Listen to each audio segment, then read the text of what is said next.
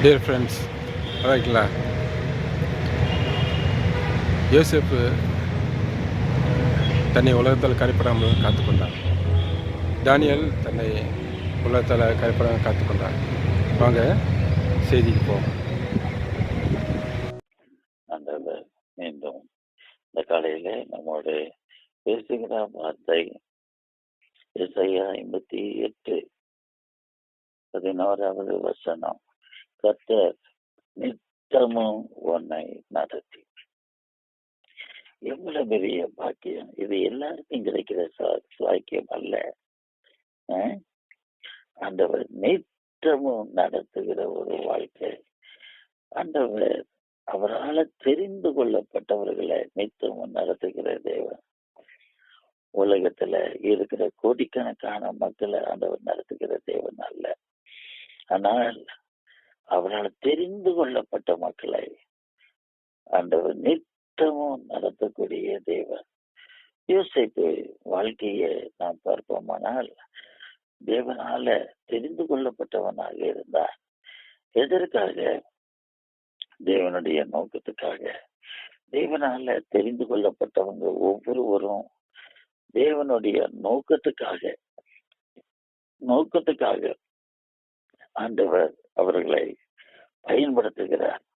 அதனால ஆண்டவர் நித்தமும் போதித்து நடத்த வேண்டியதாக இருக்கிறது. தேவன் நம்மை போதித்து நடத்தக்கூடிய தேவன். இங்கு கர்த்தர் நித்தமும் உன்னை நடத்தி. யோசேப்பு வாழ்க்கையெல்லாம் தேவனால தெரிந்து கொள்ளப்பட்ட வாழ்க்கை. தேவனுடைய நோக்கத்தை அவன் வாழ்க்கையில நிறைவேற்றும்படியாக தேவன் அவரை நடத்தினார். அதனாலதான் ஆண்டவர் அவருக்கு என்ன தேவனால் நடத்தப்படுகிற வாழ்க்கையே பரிசுத்தமாக்கப்படுகிற வாழ்க்கை, உலகத்தோடு ஒத்து போகாத வாழ்க்கை. குடும்பத்துல எத்தனை பேர் இருந்தாலும் எல்லாரோட ஒத்து போகாத ஒரு வாழ்க்கை. ஆதியாகமத்தின் புஸ்தகத்துல பாருங்க, ஆதியாகமத்தின் புஸ்தகம் 39வது அதிகாரம், ஆதியாகம் 38வது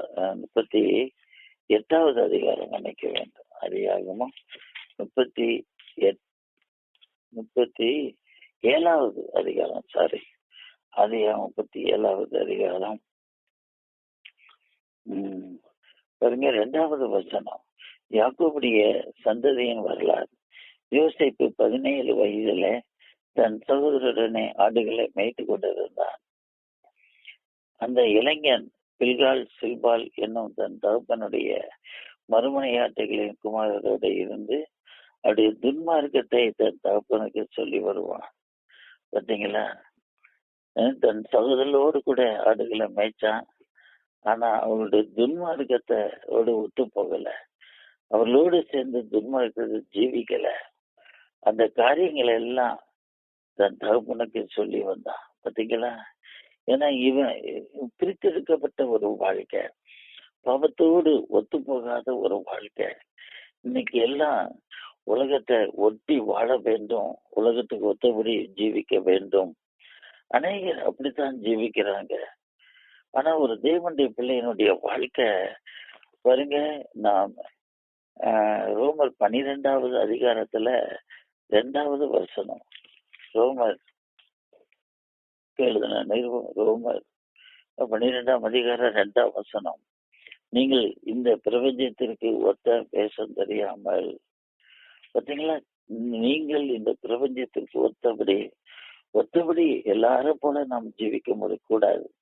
ஒரு தேவனுடைய பிள்ளையாக, என் அருமையானவங்களை தேவனுடைய பிள்ளையாக இருந்தீங்கன்னா நீங்க அவங்கள போல ஜீவிக்க முடியாது.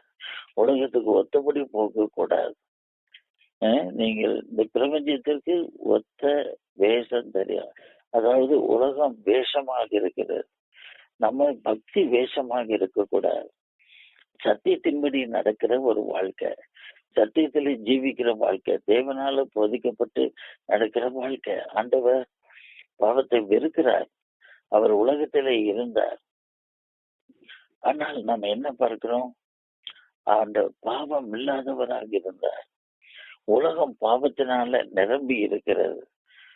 இந்த உலகத்துல ஜீவிக்கிற ஒவ்வொருவரும் பாவத்தினால கரைப்படுத்தப்படுகிறாங்க. ம். ஆனா ஆண்டவரோ பாவம் இல்லாதவராக இருந்தார். பாவத்துக்கு விரோதமாக போராடினார்.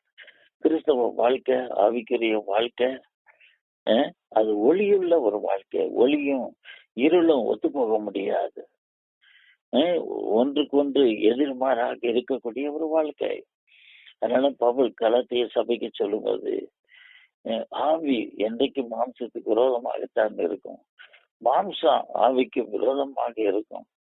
உலகம் முழுவதும் மாம்சத்திலே ஜீவிக்கிற ஒரு வாழ்க்கையாக இருக்கிறது. ஆனால் தேவனால நடத்தப்படக்கூடிய எங்க வாழ்க்கை அது ஆவிக்குரிய வாழ்க்கையாக இருக்கும். பாவத்துக்கு விரோதமாக போராடுகிற வாழ்க்கையாக இருக்கும். பாருங்க, யோசிப்பு அங்கு இப்ப சகோதரனுடைய அக்கிரமத்தோடு ஒத்து போகல, பாவத்தோடு ஒத்து போகல. அவனுக்கு ஆண்டவர் அப்பவே சுத்த இருதயத்தை நல் மனச்சாட்சியை கொடுத்திருந்தார். பாவத்துக்கு விரோதமா ஜீவிக்க முடியாது. அதே மாதிரி எகிப்துல போத்திபார் வீட்டுல இருக்கும்போது போத்திபாருடைய மனைவி யோசேப்பு மேல கண் போட்டு தன்னோடு பாவம் செய்ய முடியாத அவள் அழைக்கும் போது யோசேப்பு இன்றைக்கு முழு உலகமும் இதைத்தான் விரும்புகிறது. விமர்சனத்துல வேசித்தனத்துல ஜீவிக்கிற காரியம், வேலை செய்யற இடத்துல, வீடுகளில, என் அருமையான அநேக இன்னைக்கு பயங்கரமான காரியங்கள் நடக்கிறது. இந்த வேசித்தன் ஆவி அநேகரை வழிதப்பி தெரியப்படுகிறது. ஆனா இன்றைக்கு இது ஒண்ணு தவறா தெரிவது கிடையாது. உலகங்கிறது நம்ம அனுபவிக்கிற காரியம்னா இந்த இச்சைகளை அனுபவிக்கிற காரியங்கள். ஆனா யோசேப்புக்கு போத்திபாருடைய மனைவி மூலமாக வந்த சோதனை. ஆனா யோசேப்போ அவர் எப்படிப்பட்டவராக இருந்தார் என்று பார்த்தா 39ஆம் அதிகாரத்துல அவர் என்ன சொல்லுகிறாரு பாருங்க.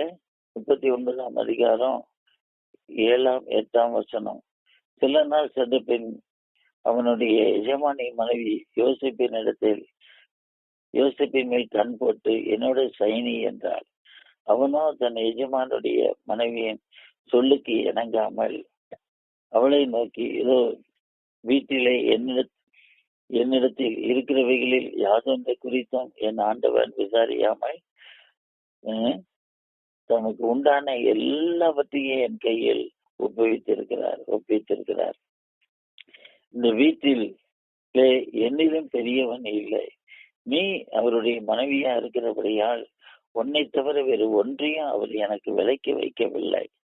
இப்படி இருக்க நான் இத்தனை பெரிய பொல்லாங்குக்கு உடன்பட்டு தேவனுக்கு விரோதமாக பாவம் செய்வது எப்படி என்றான். பாத்தீங்களா, அவன் என்ன சொல்றான்? இது எல்லாரும் அனுபவிக்கிற உலகத்துல அப்படித்தான் ஜீவிப்பாங்க. இது ஒண்ணும் பெரிய தப்பாக தெரியாது ஆனா இருக்க உலக மக்களுடைய வாழ்க்கையில. ஆனா இவனும் உலகத்தான் அல்ல. இவனுடைய வாழ்க்கை எப்படிப்பட்ட ஒரு வாழ்க்கை? இவன் தேவனுக்கு ஜீவிக்கிற ஒரு மனிதன், தேவனுடைய ஆவியை கொண்ட ஒரு வாலிபன். அதனால அவன் என்ன சொல்லுகிறான்? இத்தனை பெரிய பொல்லாங்குக்கு உடன்பட்டு, இது பெரிய பாவம். இது இன்னைக்கு பாவம் என்று அறியாத காலமா இருக்குது. இன்றைக்கு இத்தனை பெரிய பொல்லாங்குக்கு உடன்பட்டு நான் தேவனுக்கு விரோதமா பாவம் செய்வது எப்படி? இந்த காரியம் இது தேவனுக்கே விரோதமா செய்யற பாவம். நான் எப்படி ஆண்டவருக்கு விரோதமா பாவம் செய்ய முடியும்? பாவத்துக்கு விரோதமா போராடக்கூடிய மனிதன், பாவத்தை மேற்கொள்ளக்கூடிய மனிதன். இன்னைக்கு எவ்வளவு பேர் பாவத்தை மேற்கொள்ளுகிறாங்க, இச்சைகளை மேற்கொள்ளுகிறாங்க, சோதனைகளை மேற்கொள்ளுகிறாங்க. என்ன அருமையானவங்களே, இன்னைக்கு எல்லாம் உலகத்துக்கு ஒத்தபடி தானே ஜீவிக்கிறாங்க. ரோமர் 12:2 சொல்ற, நீங்க இந்த பிரபஞ்சத்திற்கு ஒத்த வேஷம் தெரியாமல் பாவத்தின் போக்கில போயிடக்கூடாது, உலக போக்கில நம்ம போயிடக்கூடாது. நம்ம உலகத்திற்கு பிரித்தெடுக்கப்பட்டவர்கள், தேவனுடைய நன்மையும் பிரியமும் பரிபூர்ணமான சித்தம் என்னதென்று பகுத்தறியத்தக்கதாக உங்கள் மனம் புதிதாக நாம் மருவமாகுங்கள். நாம் இந்த உலகத்துல மருவமான மக்களாக இருக்கணும். மனம் புதிதான மக்களாக இருக்க வேண்டும். அநேக உலகத்தில் இருக்கிற மக்களுடைய சாக்கடை, மனது சாக்கடை, அருவருப்பாக மனது இருக்கிறது. ஆனால் இங்கு சொல்ற தேவனுடைய நன்மையும் பாத்தீங்களா, தேவனுடைய நன்மை. உலகத்துல இது நன்மை நினைக்கிறாங்க, பாவம் செய்யறது நன்மைன்னே நினைக்கிறாங்க. அது தீமைன்னே நினைக்கிறது கிடையாது. பிசாசு அப்படித்தான் ஏமாத்திட்டான். நன்மை தீமை அறியக்கூடிய கனி. அந்த கனி அவ பார்வைக்கு நன்மையாகத்தான் காணப்பட்டது, புசிப்புக்கு நல்லதா தான் காணப்பட்டது, புத்தியை தெளிவிக்கக்கூடிய விருட்சம் என்று காணப்பட்டார்.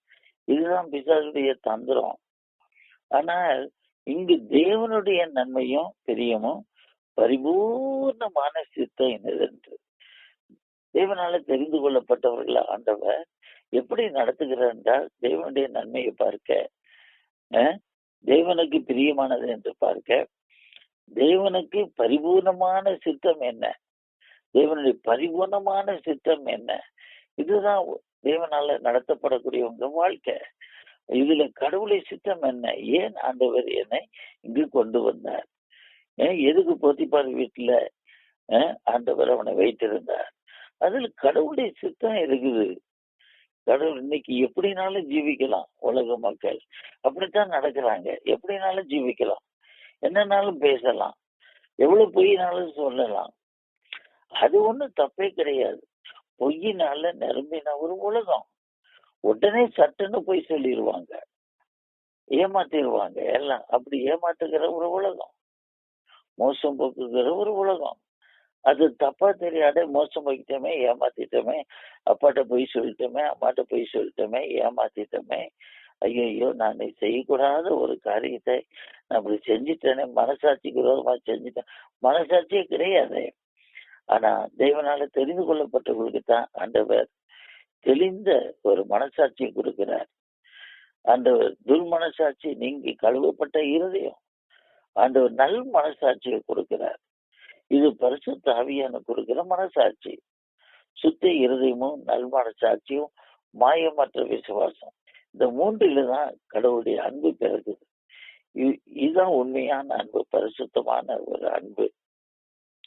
சுத்த இருதயத்திலும் நல் மனசாட்சியிலும் மாயமற்ற விசுவாசத்திலும் பிறக்கும் அன்பே என்று சொல்லுகிறார். பாத்தீங்களா, 2 தீமோத்தேயு 1ஆம் அதிகாரத்துல சொல்லப்பட்டிருக்கு.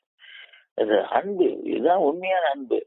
ஆனா இன்னைக்கு உலகத்துல லவ்ங்கிறது காதல் அன்பு, அது சுத்த இருதயம் கிடையாது, நல் மனசாட்சி கிடையாது, மாயமற்ற விசுவாசம் கிடையாது. எல்லாம் வஞ்சகம், எல்லாம் கபடு, எல்லாம் தந்திரம், ஆதாயத்தை பார்க்கக்கூடிய காரியம். எவ்வளவு பேர் இந்த லவ்ன்னு சொல்லிட்டு வாலிப மக்கள் ஏமாந்து போய் கிடக்குறாங்க. இது பிசாசுடைய பயங்கர தந்திரம், வஞ்சகம். அதனால இப்போ வீட்டுல இருந்த யோசேப்பு என்ன நினைச்சான், அவர் தன்னை நேசிக்கிறான், இதுதான் அன்பு என்று நினைக்கல. பாவத்தை நேசிக்கிறது மெய்யான அன்பு அல்ல, பரிசுத்தத்தை நேசிக்கிறதா மெய்யான அன்பு. அதனால எனக்கு கொடுக்கல. இப்படி அநேக நாட்கள் அவனுக்கு வந்த சோதனையை ஜெயித்தான், எனக்கு கொடுக்கல. ஆனா அது நிமித்தமாக அவனுக்கு பாடுகள் கஷ்டங்கள் வந்தாலும், சிறையிலே இருந்தாலும், ஆனா தேவன் அவனை தம்முடைய நோக்கத்துக்காக வைத்திருந்தார். ஆண்டவர் அந்த வீட்டை விட்டு எடுத்து போட்டார். ஆண்டவர் அந்த சோதனைகள் கஷ்டங்கள் வேதனையாக இருந்தாலும் இந்த இடத்துல இருந்தா அவனுக்கு ஆபத்துன்னு சொல்லித்தான் ஒரு பாதுகாப்பான இடத்துக்கு, சோதனை இல்லாத ஒரு இடத்துக்கு, இன்னொரு இடத்துக்கு சிறையில கொண்டு போய் வச்சார். அது அவனுக்கு பெரிய பாதுகாப்பு. பாத்தீங்களா, என் அருமையானங்களே, அதே சமயத்துல யோசிப்ப ஆண்டவர் எப்படி ஒரு நேரம் வரும்போது எகிப்து தேசம் எங்கும் ஆண்டவர் அவனை ராஜாவுக்கு அடுத்த நிலைமையில உயர்த்தி வைத்தார். ஆண்டவர் என தேவனுடைய ஜனங்களை காக்கும்படியாக ஒரு இரட்சகனாக ஆண்டவர் உயர்த்தினார். ஆண்டவர் எப்படி ஏற்ற வேளையிலே தேவன் உங்களை உயர்த்தும்படிக்கு அப்படியே பலத்த கைக்கு அடங்கிருங்கள். நான் சொல்லுகிறேன், தேவனால் போதிக்கப்படுகிற மக்கள், நித்தமும் நடத்துகிற மக்கள் தேவனுடைய கரத்துக்குள்ளாக இருப்பாங்க, தேவனுடைய கரத்துல அடங்கி இருப்பாங்க. இஷ்டம் போல நடக்க மாட்டாங்க, இஷ்டம் போல பேச மாட்டாங்க, தேவனுக்கு சித்தமில்லாத இடத்துக்கு போக மாட்டாங்க, இந்த உலகத்தை குறித்து ஜாக்கிரதையாக இருப்பாங்க. இன்னைக்கு அநேகருக்கு உலகத்தை குறித்த விழிப்புணர்வு கிடையாது. யாக்கோபு எழுதின நிருபத்துல முதலாவது அதிகாரம், யாக்கோபு எழுதின நிருபத்துல முதலாவது அதிகாரம் 27ஆம் வசனம் பாருங்க. திக்கற்ற பிள்ளைகளும் விதவைகளும் படுகிற உபத்திரவத்திலே அவர்களை விசாரிக்கிறதும் உலகத்தால் கரைபடாதபடிக்கு தன்னை காத்துக்கொள்ளுகிறதுமே பிதாவாகிய தேவனுக்கு முன்பாக மாசு இல்லாத சுத்தமான பக்தியாக இருக்கிறது. பார்த்தீங்களா? திக்கிட்ட பிள்ளைகளும் விதவைகளும் படுகிற உபத்திரத்தில் அவங்களை விசாரிக்கிறதும், அதோடு என்ன சொல்றாருன்னா உலகத்தால கரைபடாம தன்னை காத்துக் கொள்ளுகிறார். ஆனா எவ்வளவு பேர் உலகத்தால கரைப்பட்டு போகிறார். உலகம் நம்மை கரைப்படுத்தக்கூடிய உலகம், கரையை கொண்டு வரக்கூடிய கரை. நல்ல ஒரு வெள்ளை ஷர்ட்டை போடுறீங்க, திடீரென்று ஒரு கரை பட்டுச்சுன்னா அதை போட்டுக்கொண்டு நாம எப்படி இது பண்ண முடியும்? ஒரு முக்கியமான இது இடத்துக்கு நம்ம எங்க போக முடியும்? ஒருத்தரை சந்திக்க முடியும்? கரை அல்லவா இங்கு இது வாழ்க்கை கரை. நம்ம ஜீவியத்துல கரைப்படுத்தக்கூடிய காரியம். உலகம் உலகங்கிறது என்ன? கண்ணி நிச்சயம், மாமிச நிச்சயம், ஜீவனத்து பெருமை. இது நம்ம கரைப்படுத்தக்கூடிய காரியம். பிசாசானவன் ஆண்டவர் உபவாசத்தை ஜெபிக்கிற வேலையில ஆண்டவரை சோதித்தான். இந்த 3 விதமான சோதனைகளை கொண்டு வந்தான். என் அன்பியாளர்களே, ஆண்டவரை கரைப்படுத்த பார்த்தான், பாவத்தினாலே கரைப்படுத்த பார்த்தான். ஆனா ஆண்டவரோ உபவாச ஜெபத்தினால, உபவாசத்தினால தேவனுடைய வார்த்தை கொண்டு சோதனை காரணம் ஜெயித்தார். சோதனை காரணம் ஜெயிக்காம சோதனை ஜெயிக்க முடியாது. சோதனை காரணம் மேற்கொள்ளணும். இந்த பொல்லாங்கனை ஜெயிக்க வேண்டும். பொல்லாங்கின் மூலமா தான் பொல்லாப்பே வருகிறது. அதனால பாத்தீங்களா, உலகத்தால கரைபடாமல் தன்னை காத்து கொள்ளுகிறதுமே பிதாவாகிய தேவனுக்கு உண்டாக மாசு இல்லாத சுத்தமான பக்தி. இன்றைக்கு அநேகருடைய பக்தி சுத்தமான பக்தி கிடையாது. ஆண்டுக்கு முன்பாக சுத்தமான பக்தி. இவங்க நினைச்சுக்கிறாங்க, நான் ரொம்ப பக்தியா தான் இருக்கிறேன், நான் எல்லாம் சரியா தான் இருக்கிறேன். ஆனா பிதாவாகிய தேவனுக்கு முன்பாக மாசு இல்லாத சுத்தமான பக்தி. இன்னைக்கு சுத்தமான பக்தி இருக்குதா? எப்படிப்பட்ட காரியம்? என்ன அறிமுகங்கள தேவனால நடத்தப்படக்கூடியவங்க தான் பிதாவுக்கு முன்பாக மாசு இல்லாத சுத்த பக்தி கொண்டிருப்பாங்க. சுத்தமான பக்தி. இன்னைக்கு அநேகருடைய பக்தியில சுத்தம் கிடையாது. பக்தியிலேயே எல்லாம் என்ன வந்துச்சுன்னா கலப்படம் வந்துச்சு. உலகத்துல எல்லாம் கலப்படம். எல்லாத்துலயும் கலப்படம் பண்ணுகிறாங்க இன்னைக்கு. ஆனா அதே வண்ணமாக இன்றைக்கு நாம என்ன பாருங்க, நோட்டுல கூட எடுத்துக்கிட்டீங்களா, ரூபாய் நோட்டுல கூட பாத்தீங்களா, என்ன நோட்டு? கள்ள நோட்டுங்கிறாங்க. கள்ள நோட்டு ஒண்ணு வித்தியாசம் தெரியாம அப்படித்தான் இன்னைக்கு மாறி விட்டது. ஆனா என்ன அறிஞர்களே, ஒரு தேவனுடைய பிள்ளை கள்ள நோட்டு அல்ல, கள்ள நாணயம் அல்ல. அவனுடைய பக்தி மாசு இல்லாத பக்தி. பாத்தீங்களா, கரைப்படுத்தாத பக்தி. பேதுரு தன்னுடைய நிருபத்துல விதமாக சொல்லுகிறார். 2 பேதுருல விதமாக சொல்லுகிறார். 2 பேதுரு 3வது அதிகாரம் 14ஆம் வசனம். ஆகையால் பிரியமானவர்களே, இவைகள் வர காத்திருக்கிற நீங்கள் கரையற்றவர்களும் பிழை இல்லாதவர்களுமாய் சமாதானத்தோடு அவர் சந்நிதியில் காணப்படும்படி ஜாக்கிரதையாக இருங்கள் என்கிறார். ஆகையால் பிரியமானவர்களே, இவைகள் வர காத்திருக்கிற நீங்கள், அதனுடைய வருகைக்காக காத்திருக்கிற நீங்கள் சொல்றார். பாருங்க, 11ஆம் வசனத்திலிருந்து இப்படி இவைகளெல்லாம் அழிந்து போகிறதாக இருக்கிறபடியால் நீங்கள் எப்படிப்பட்ட பரிசுத்த நடக்கையும் தேவ பக்தி உள்ளவர்களாக இருக்க வேண்டும். நாம் இந்த காலத்துல ரொம்ப ஜாக்கிரதையா இருக்க வேண்டும். நீங்கள் எப்படிப்பட்ட பரிசுத்த நடக்கையும் தேவ பக்தியும் உள்ளவர்களாக இருக்க வேண்டும். தேவனுடைய நாள் சீக்கிரமாய் வரும்படிக்கு மிகுந்த ஆவலோடு காத்திருங்கள். அந்த நாளில் வானங்கள் வெந்து அழிந்து பூதங்கள் எரிந்து உருகி போகும். அவருடைய வாக்குத்தத்தத்தின்படியே நீதி வாசமாய் இருக்கும். புதிய வானங்களும் புதிய பூமியும் உண்டாகும் என்று காத்திருக்கிறோம். ஆகையால் பிரியமானவர்களே, இவைகள் வர காத்திருக்கிற நீங்கள், இவைகள் வர காத்திருக்கிறதுனால நாம் காத்திருக்க வேண்டும். நீங்கள் கரையற்றவர்களும் பிள்ளை இல்லாதவர்களுமாய் சமாதானத்தோட சன்னிதியில் காணப்படும்படி ஜாக்கிரதையாக இருங்கள். கரையற்றவர்களும் பிள்ளை இல்லாதவர்களுமாக. பாத்தீங்களா? அதோடு பவுல் பிலிப்பிய சபைக்கு எழுதும் போது இப்படி சொல்லுகிறார். பிலிப்பியர் 2வது அதிகாரத்துல, பிலிப்பியர் 2வது அதிகாரம் 15வது வசனம். பிலிப்பியர் 2:15. கோணலும் மாறுபாடுமான சந்ததியின் நடுவிலே குற்றமற்றவர்களும் கபடற்றவர்களும் தேவனுடைய மாசற்ற பிள்ளைகளாக இருக்கும்படிக்கு எல்லாவற்றையும் முறுமுறுப்பில்லாமல் தர்க்கி இல்லாமல் செய்யுங்கள். இங்கு சொல்லுகிற கோணலும் மாறுபாடான சந்ததியின் நடுவில, இந்த உலகம் இப்படிப்பட்ட என்னதான் படிச்சிருந்தாலும், பெரிய பதவியில இருந்தாலும், என்னதான் உடுத்தி இருந்தால், கோணலும் மாறுபாடான சந்ததி. இந்த உலகம் கோணலான மாறுபாடான சந்ததியாக மாறுபாடுமான சந்ததியா இருக்கிறாங்க. நடுவிலே நாம குற்றமற்றவர்களாக கபடற்றவர்களாக தேவனுடைய மாசற்ற பிள்ளைகளாக இருக்கணுமா? தேவனுடைய மாசற்ற பிள்ளைகளாக இருக்கணுமா? பாத்தீங்களா? இதெல்லாம் யாருனால இருக்க முடியும்? தேவனால அனுதினமும் நடத்தப்படக்கூடியவங்க தான். ஏன் ஆண்டவர் நம்ம நித்தமும் நடத்துறாருன்னா, உலகம் பயங்கரமான உலகம், கரைப்பட்ட ஒரு உலகம், பாவம் நிறைந்த உலகம். இதுல ஆண்டவர் கரையற்ற மாசற்ற பிள்ளைகளாக இருக்க தேவன் நம்மை போதித்து நடத்துகிறார். நம்ம மேல அக்கறையாக இருக்கிறார். பாத்தீங்களா எப்படிப்பட்ட காரியம்? கர்த்தர் நித்தமும் உன்னை நடத்தி யோசிப்பை எப்படி கரைபடாம நடத்தினார். அவ்விதமா தானியேலும் கூட அந்நிய தேசத்துல இருக்கும்போது, பாபிலோன் தேசத்துல இருக்கும்போது தன் இருதயத்துல தீர்மானித்தான். ராஜாவுடைய போஜனத்தினால, ஒரு பானம் பண்ணக்கூடிய திராட்சரசத்தினால தன் இருதயத்தை கரைப்படுத்தக்கூடாது அப்படின்னு சொல்லி தீர்மானம் எடுத்தான். பாத்தீங்களா? இதுதான் தேவன் போதித்து நடத்துகிற காரியம். தானியேலை நடத்தினார், போதித்து நடத்தினார், சாதரமிஷா உதனைக்க நடத்தினார். இவங்கெல்லாம் தேவனால நடத்தப்பட்டவங்க.